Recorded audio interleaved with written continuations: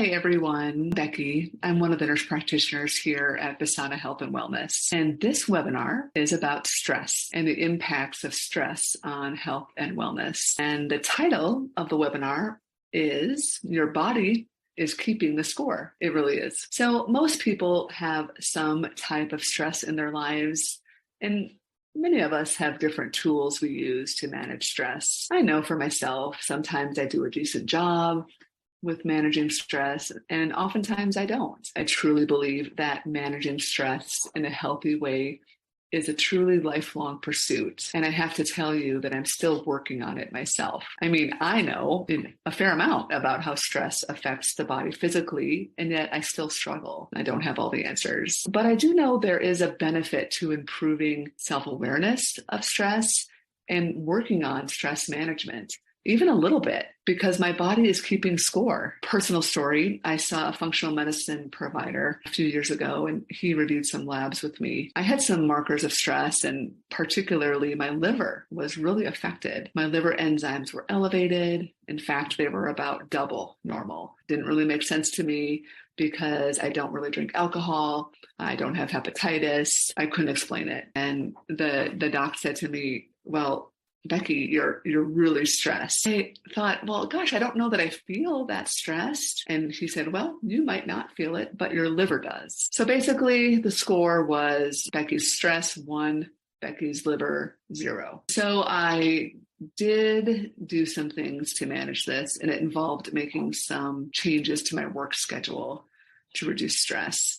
And it took about 6 months, but my liver enzymes finally did return to normal. I was showing love to my liver, and it really did respond well. The word stress is used in physics to refer to the interaction between a force and the resistance to counter that force. Smart guy Hans Selye was kind of the first guy to identify stress as a potential problem for our health. And basically, small doses of stress can be a really good thing. It can cause us to grow, to be healthy. But large doses of stress or chronic stress can be really bad for our bodies. It can cause a multitude of health problems. So when I'm discussing stress for the purpose of this webinar, I'm referring to chronic stress or excessive stress. This is a meme that I thought was really funny and relatable. For those of you who are just listening to this webinar, it says, maybe a little lavender would help reduce your stress. And it shows a picture of a woman completely covered in stems of lavender, but with her eyes wide open and staring. Clearly, she is unable to relax. Many of us who have increased chronic stress, and it really is affecting our health. There's these stress tests like you can take online where it gives you X number of points for each category of stressful events, and then you tally up your score. This one test I looked at, a certain score above 300 meant that there was about an 80% chance of a health problem within the next 2 years if I didn't find a way to manage my stress. The same test, there were some categories that really surprised me. I knew death, divorce, moving, new job were top of the list, but the surprising categories were outstanding personal achievement and vacation and holidays. Those, even though they're good things, can actually be sources of stress. And I think it's just important that we identify that and own it. I want to talk a little bit about the science of stress. This quote says, once you start approaching the body with curiosity rather than with fear, everything shifts. So truth of the matter is, I'm very curious about the body. I'm curious about the science of the body. So we're going to review a little bit about the science of stress. Our autonomic nervous system has two systems, the sympathetic and the parasympathetic nervous system. The sympathetic nervous system is our fight or flight reaction. It's our save our life, run from a bear. It's what we need, either flee from a dangerous situation or stay and fight. In this sympathetic nervous system response, we have increased alertness, increased heart rate, increased muscle tone. And that's because that's what we need to function and fight or flight. During this time, blood flow to the gut is decreased. Therefore, digestion is decreased because that's not considered essential for the task at hand. On the other side is the parasympathetic nervous system. This is the rest and digest reaction. This is when our breathing becomes slower, our heart rate, blood pressure go down, the blood flow to the gut resumes. Our body is able to heal while in the parasympathetic mode. So we are designed optimally to live about 20% in the sympathetic mode and 80% in the parasympathetic mode. Unfortunately, many of us have that reversed, and we're living 80% in the sympathetic mode and only 20% in the parasympathetic mode. And we call that a sympathetic dominant lifestyle. Our body is designed to respond to short bursts of stress, followed by long periods of rest and relaxation. But in today's world, time to relax is considered a luxury, and lots of people have stress at an all-time high. So if you kind of evaluate your life and you feel like you're in a sympathetic dominant lifestyle, please know that this is worth working on and moving yourself into a parasympathetic dominant lifestyle. Your body will thank you. Your body keeps the score. Your brain, your heart, everybody in your body, it's keeping the score. This is a little bit of a complex slide, but the stress response is really complex. So I'm going to give you a little bit of science behind it.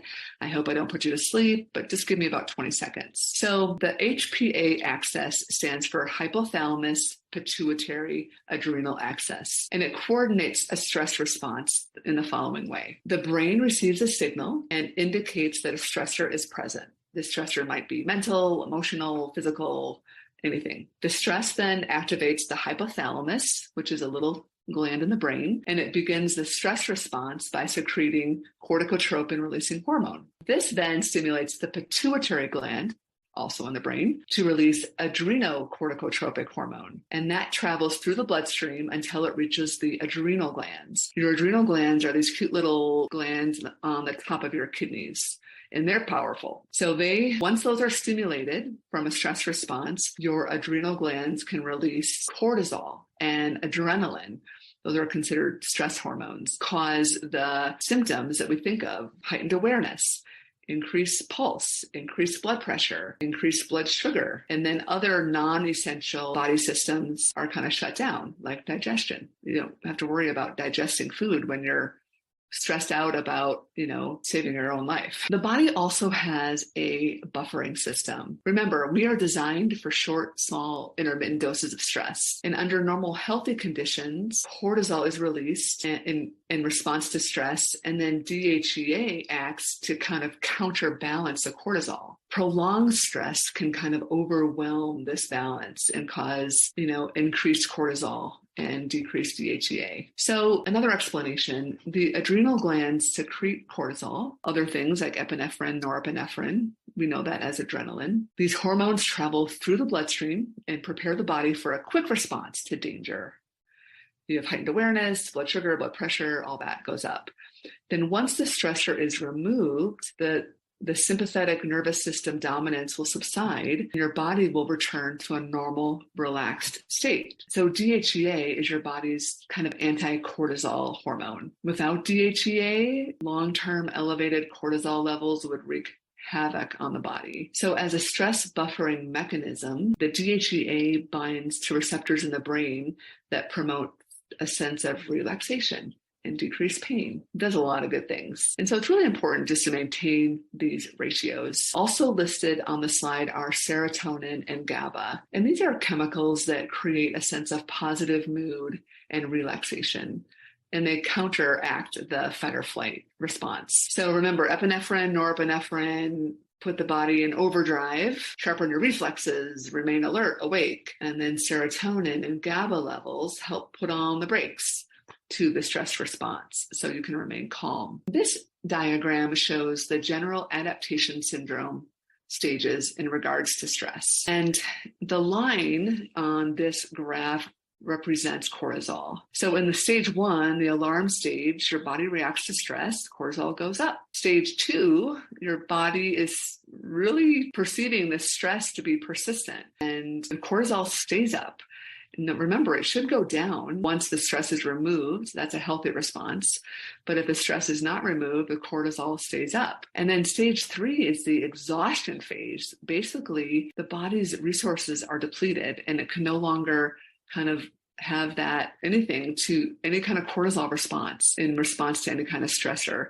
And this is where you get fatigue and exhaustion, depression, and such. Okay, this diagram talks about how certain health conditions and lifestyle practices can really make stress worse and vice versa. The diagram shows how stress can increase your cholesterol.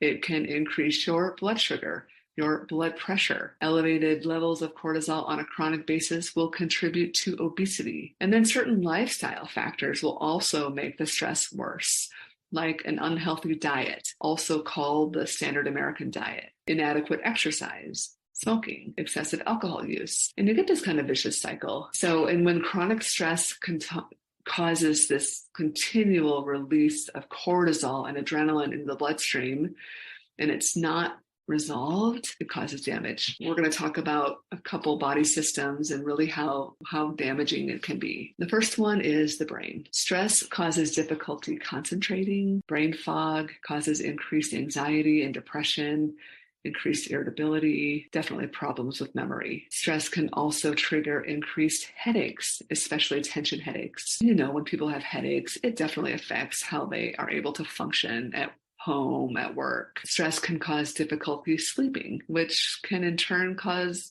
another whole level of problems when we're not sleeping well. The heart. Stress causes higher cholesterol, higher blood pressure, increased heart rate. Now, those things on a short-term basis are fine, but long-term, it's not good for the body and the heart specifically. Stress may also cause palpitations and chest pain because of vascular changes. These vascular changes can unfortunately increase your risk for a heart attack or a stroke. Joints and muscles. Stress causes inflammation, tension, aches and pains, muscle tightness.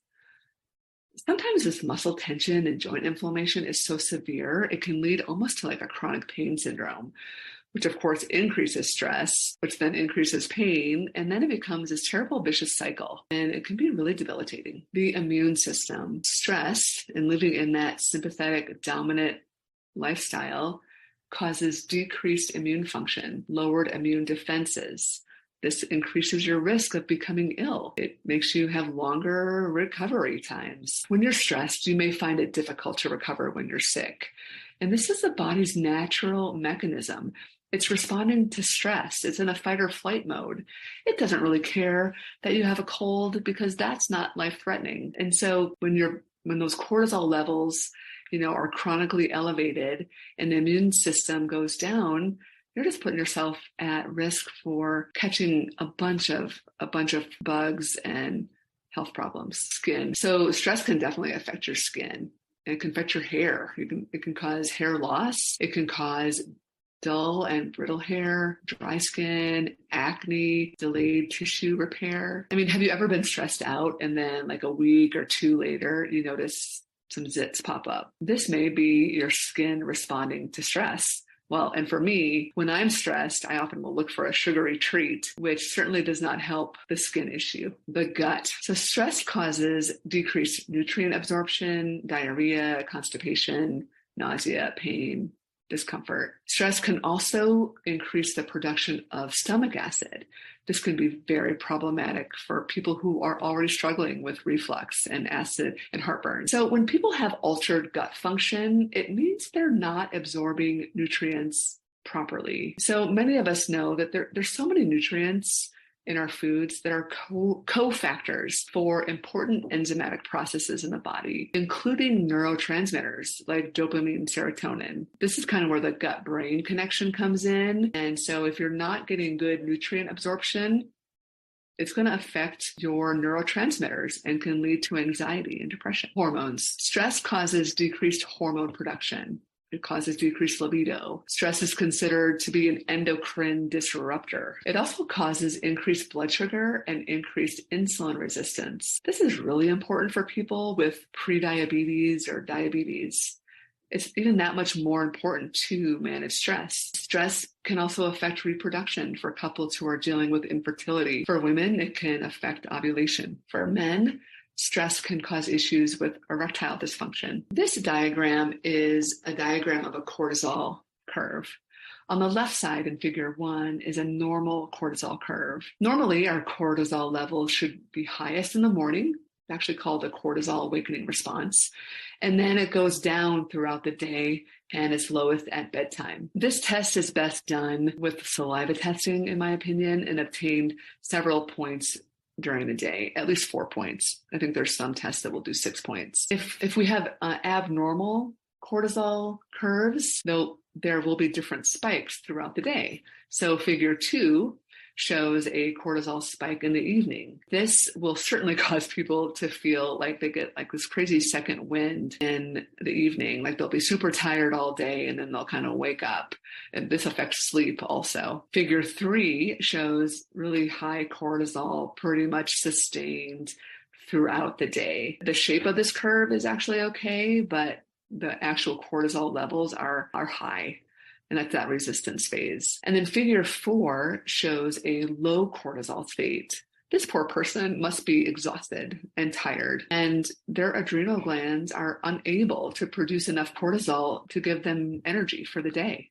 I mean, those levels are pretty flat. So now what? What do I do about the stress? So I kind of gave you a little rundown of science and how stress affects the body. If I did a good job, you might now be stressed out because that's how increased stress can affect you. But there are definitely some interventions that can be helpful. And I would say really pick 1 or 2 to focus on and start with. For me, the 2 things that I've really tried to focus on are mindful breathing and prioritizing sleep. And we'll talk a little bit more about that. Mindful breathing. So there's this breathing technique called box breathing. And it's pretty simple. And I do use it often. Like if I'm driving to work and I'm feeling a little revved up and a little edgy, I've implemented this box breathing technique. And this really can move your body from a sympathetic state into a parasympathetic state. So you kind of imagine this box. And you inhale for 4, hold your breath for 4, and then exhale for 4, hold your breath for 4. And I would do that at least 5 times. Some people like it more. And this, like I said, will automatically put your body into more of a parasympathetic state where you can relax a bit and prepare for your day. Exercise, some light walking can be so therapeutic for all of us. And if you're not one who really likes to exercise, I would just start with a 5-minute walk and work your way up. Pro tip is if you're tired in the afternoon, a short walk can actually give you some energy if you're feeling tired. Exercise shouldn't be exhaustive to the point where you can't function afterward. That is actually can cause increased stress. And I've done that before where I just could do nothing else besides collapse after a hard workout. Another form of exercise that can really help with stress reduction is yoga. Yoga is wonderful for both the mind and body because of the connectivity with your breath and exercise and the different poses you perform. Self-care, it's really an important thing, and it's different for everybody. Some examples I put here are stuff that I do for self-care. So a nightly bath, time in nature, and time with my family. I've had people tell me that cooking is relaxing for them. That is not something that is relaxing for me, and I do not consider that self-care. I'm trying to maybe get some friends who enjoy cooking, cook something for me, and that would be my form of self-care. Studies show that meditation activates the left prefrontal cortex in your brain, which is your happiness center in the brain. And it also deactivates the right prefrontal cortex and the amygdala, which are the emotional and fear centers in the brain. There are some studies that showed that people who meditate have fewer inflammatory markers in their blood. There's so many different ways to meditate. Some people use prayer as a way to do so, and it's a super healthy stress reduction technique. And you may want to try different types of meditation and just start small, a couple minutes. And then if it makes sense to increase that, then you move up on that.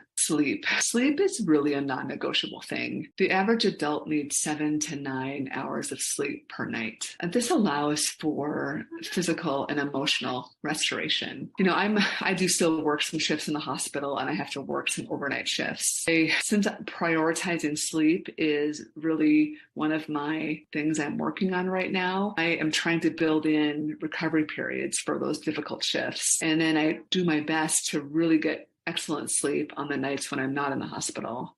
Like last night, I was really tired at 8 p.m. and I told my husband, I'm like, well, my sleep bus is here. My sleep bus showed up at 8 p.m. So I jumped on the sleep bus and went to bed, slept solid till about 5:30 this morning, and then got up and felt pretty awake. Great. We all know that a healthy diet is important. And the more I learn about functional medicine, and the more I am convinced that food is affecting my mood. It definitely affects how I deal with stress. Looking back, I wish I would have fed my kids better when they were young, but I don't know that I really understood the science of healthy food back then. We're not taught that in nursing school, in medical school. We're not taught about the importance of nutrition. And so it's good to know that it's not too late. It's never too late. When you implement a healthy diet, you are then getting all the different nutrients that are required for all these different processes in the body. And it helps my neurons function better, and it helps my serotonin levels go up, and it just really makes a huge difference on my mood and my body. There are some additional things for stress reduction, like Reiki and brain tapping. There's also several supplements, and I have another slide to talk about the supplements. It's a busy slide, and it kind of breaks down the supplements for acute stress, chronic stress, and then just some supplements for calming support. So the acute stress supplements, it's really a short-term thing. You may have heard of ashwagandha, phosphatidylserine. So those are good. They can be taken. There's a kind of a dosing strategy down below, but really they're more of a short-term thing. So you still have to do stress reduction thing to make your body function better. Because it's keeping score. The chronic stress is supported with supplements like ashwagandha, but then I focus on holy basil and licorice root. And then for some calming support, you may want to consider some GABA, some L-theanine, taurine, melatonin, and then other important nutrients that are really good for stress is good multivitamin. There's some really good ones, and there's some really not good ones. So just do your research, find a good multivitamin. Magnesium is an excellent supplement for stress and support. Best taken at night, and it provides it just provides a calming effect. DHEA can be taken as a supplement, and vitamin D, my favorite vitamin, is really good for supporting the stress response. And don't forget that so many people are vitamin D deficient, and that's an easy, actually, blood level to check. You can check your vitamin D level in your blood, and there's kind of an optimal range that we like for patients to be at. It's not the load that breaks you, it's the way you carry it. So everyone has a different load, and everyone's stress threshold is different. Please don't fall prey to the enemy of comparison when you compare your stress to someone else's stress. Your stress is your own. How you deal with your stress is your own journey. Thank you.